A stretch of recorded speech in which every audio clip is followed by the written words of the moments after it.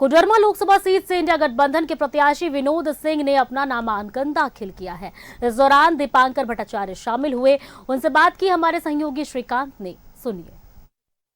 Lok Sabha seat से India alliance के प्रत्याशी विनोद सिंह ने नामांकन पर्चा दाखिल किया है और एक आम सभा को भी संबोधित किया है। इस सभा में सीएम चंपई सोरेन, कल्पना सोरेन, दीपांकर भट्टाचार्य समेत कई बड़े चेहरे भी मौजूद रहे। कितनी बड़ी लड़ाई है इस बार कोडरमा के साथ साथ झारखंड की सभी सीटों पर? कोडरमा झारखंड पूरे देश के लिए, देश बचाने की लड़ाई है, संविधान बचाने की लड़ाई है।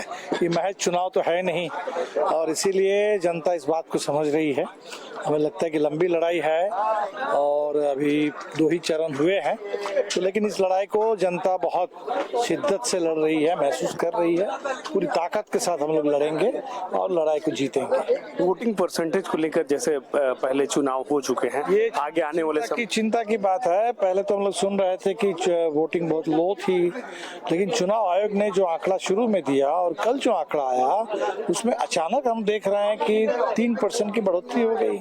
इसको लेकर के लोगों के मन में बहुत आशंका है।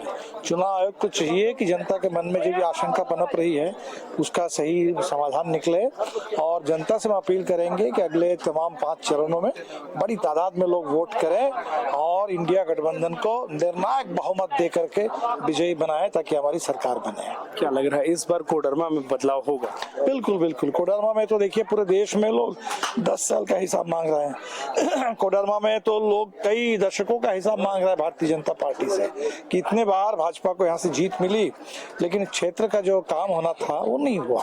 क्षेत्र की जो आकांक्षा है उसकी लगातार उपेक्षा ही होती रही और इसीलिए कोडरमा तो बदलाव मांग रहा है। तो ये थे दीपांकर भट्टाचार्य जिन्होंने साफ तौर पर कहा है कि 1 नेशन और 0 इलेक्शन की ओर भारतीय जनता पार्टी बढ़ रही है। अपने सहयोगी राहुल केशु के साथ न्यूज़ 11 भारत के लिए गिरिडीह से श्रीकांत।